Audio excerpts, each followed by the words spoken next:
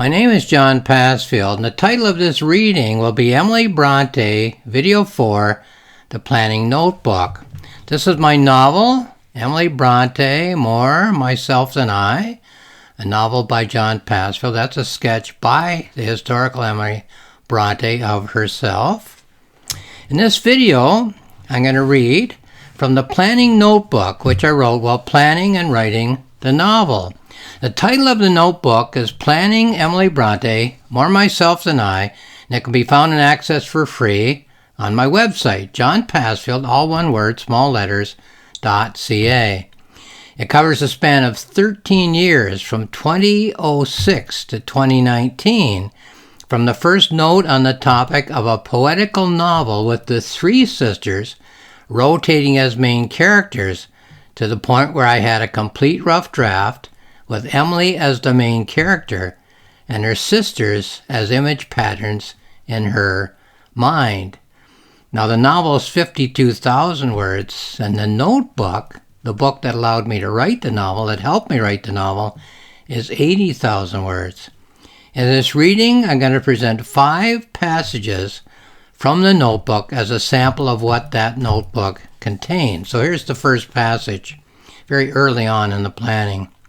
The question of Emily Bronte's biography is a fascinating one. I assume that Charlotte and Anne's interactions with other people are well documented. However, Emily left the parsonage only a few times for short episodes, and perhaps there is no record of her interaction with people. Her interior life was more intense than the others, but perhaps all we have of her outward life is walks on the moors.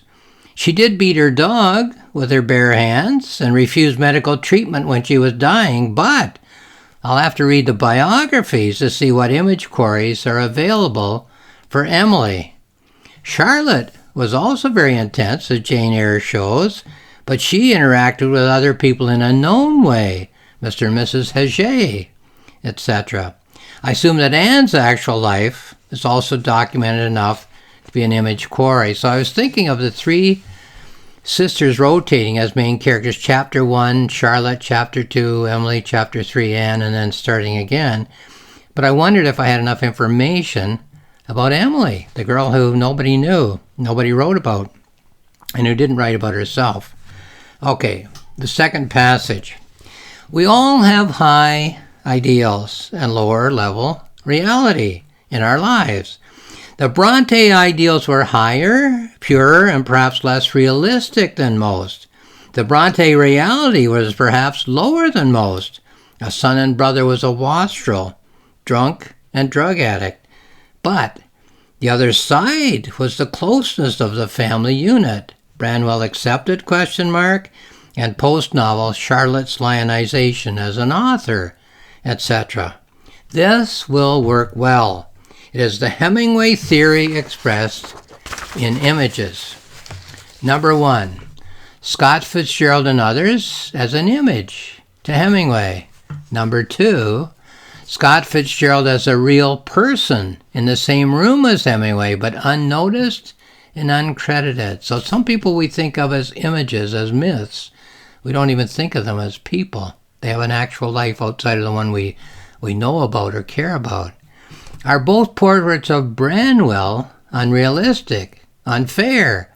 This will provide a very fascinating dynamic. So Branwell as a real person, Branwell as an image in his sisters' minds.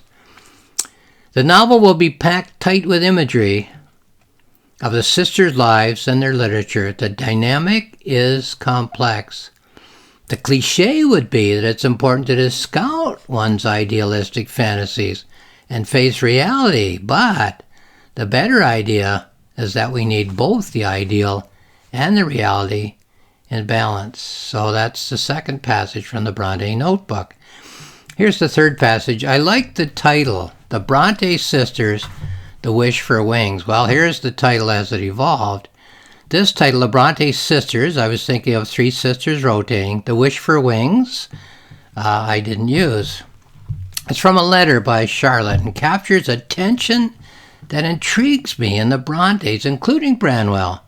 The outer frame, which is the writing of the novels, one by each sister, will capture the time of maximum tension between the two states. What are the two states? One, the everyday existence with its need to earn a living and figure out a future beyond their father's support. And two, the desire to spend their time and thoughts in a mental world which is above the ordinary level of existence. So the dynamic between those two, the mental world of the ideal, the everyday world of the real.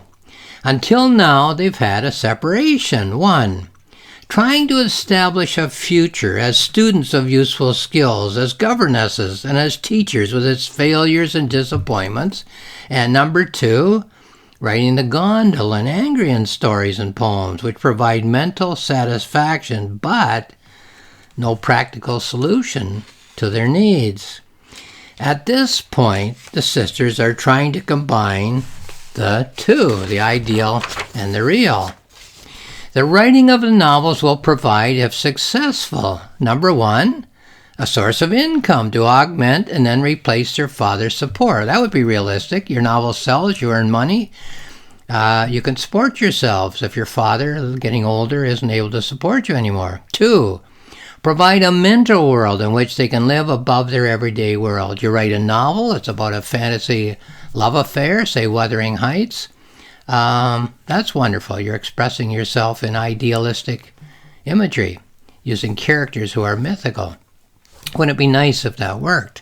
However, it's complex because, number one, yes, their novels are romantic and extreme and draw on the romantic and gothic literature of their readings and daydreamings, but number two, their novels are more rooted than the Gondel and Angrian stories and poems have been in A, the everyday landscape of the Yorkshire countryside and society, and B, in their own personal experience, their roles as students and governesses, their loss of family members, their brothers' failures, etc. So the novel, the John Passfield novel, the one I'm planning to write, rather than the Bronte novels, will catch them in suspension at the moment of the outer frame, writing their novels, and between these two elements, one, the everyday, two, the imaginative. And the dynamic will be between, one, the attraction and repulsion of the two elements, two, the hope for success and the fear of failure, three, the attempt to fuse the two elements and the fear that they are and will remain separate. Desperation time and elation time.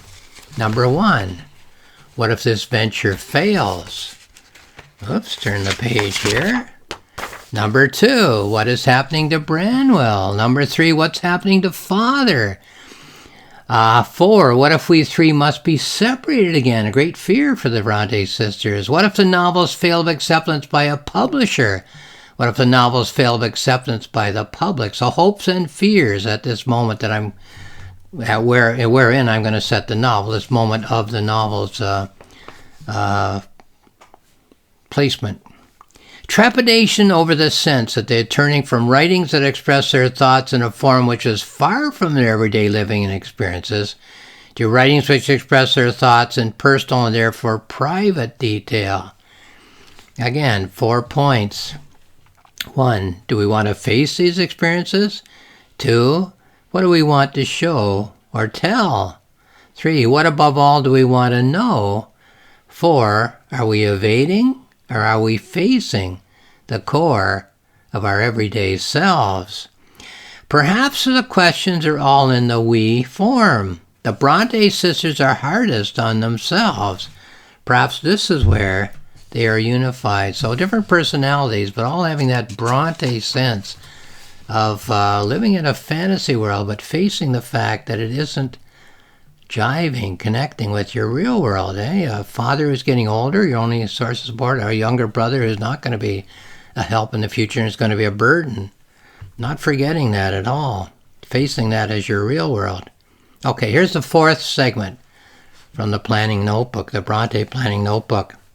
Yesterday I watched a segment of Wuthering Heights on video and read some commentary in which the writer quoted some of Emily Bronte's letters to the future and pointed out that she moves without written indication between her surface life at the Bronte Rectory and her fantasy life in Gondal. I thought for the first time of writing an exclusively Emily Bronte novel, instead of the three Bronte sister novel that I had planned. Her fantasies would be similar to those of Macbeth and Lady Macbeth in this novel. Lord and Lady Macbeth, full of scorpions, is my mind. So, what? Emily Bronte is like Lord Macbeth? Emily Bronte is like Lady Macbeth, mentally? Outer frame, present moment. When would the novel be set? When and where? Where in her mind? When in her mind? Life experience. Do we know anything about Emily Bronte? What are you drawing on here, except she used to go for walks on the moors? Vignettes, what is the imagery that she would think of? Well, obviously sections of Wuthering Heights was Wuthering Heights is my answer there. An intriguing idea, this idea that Emily will be the sole main character, not the three sisters. I'm drawing on Bergman now, Ingmar Bergman, a filmmaker, but all of this was present in my sense of Fellini, the filmmaker, Federico Fellini, and is found in Macbeth, the play by Shakespeare, and Dostoevsky, the author, and so on. It's only interesting to me because I, like everyone else, live intensively in my own mind. Writers, all artists, are often more intensely absorbed in their interior lives, but everyone has a balance of interior-exterior life. And it's fascinating to explore this phenomenon by way of imagery and narrative. Okay, that's the fourth passage. 5. I believe I have my title. This came later. I'm leaving a lot out. There's 80,000 words here that I'm not reading. Emily Bronte, More Myself Than I. So I hit upon that as the title. Yes, that was the title. But applicable around the triangle. Kathy sees Heathcliff as more herself than she is. Heathcliff sees Kathy as more himself than he is. Emily Bronte sees Kathy and Heathcliff as more herself than she is. It's the perfect title for the proposed novel. It will be about literary creation, of course, but it will also be, at a deeper level, about how all humans think in imagery. Our imagery is often more real and more powerful as an active agent in our lives than whatever reality that imagery is designed to expose or perhaps conceal. All three create imagery, still thinking of three sisters, that becomes the driving force in their lives. Many literary characters struggle in the war between the prose and poetic versions of their lives and their societies. All three of these characters live fully in the poetic versions of their lives, with only glimpses of the prose versions of those same lives. So I speak about Emily as an individual. I speak about the three sisters. I was gradually turning from all three sisters as equal, rotating main characters, to Emily as the main character and the other two as people in the room with her, but people more in her mind than even physically present to her. Those are the 5 passages that I've chosen to read in this reading. Now, here's something that I thought about as I was looking over these passages in preparing this reading. What happens when we read serious literature? Well, here's a poem by John Keats in which he explores that process, the reading process, on sitting down to read King Lear once again. O golden-tongued romance with serene lute, fair-plumed siren, queen of far away, leave melodizing on this wintry day, shut up thine olden pages and be mute. Adieu, for once again the fierce dispute betwixt damnation and impassioned clay must I burn through. Once more humbly essay the bitter sweet of this Shakespearean fruit. Chief poet, and ye clouds of Albion, begetters of our deep eternal theme, when through the old oak forest I am gone, let me not wander in a barren dream, but when I am consumed in the fire, give me new phoenix wings to fly at my desire. Well, that's the Keats poem.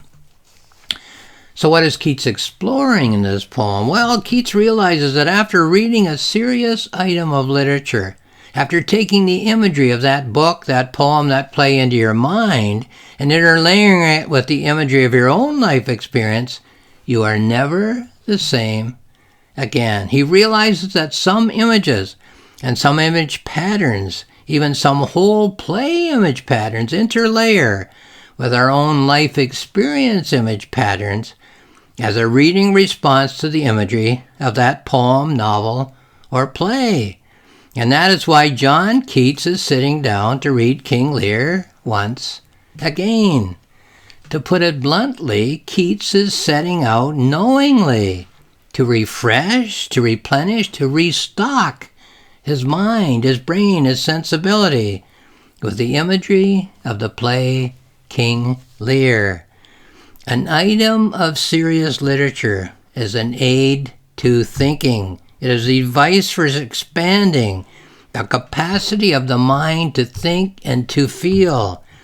We think and feel in imagery. We think and feel with the imagery that is already in our minds and with the imagery that has just entered our minds, interlayered to make a new, more comprehensive image pattern. And what better imagery with which to feed one's mind than one of the greatest of all items of serious literature, King Lear. Thank you for watching this video. The Planning Notebook can be accessed for free on my website, John Passfield, small letters, all one word, .ca. Thank you once again.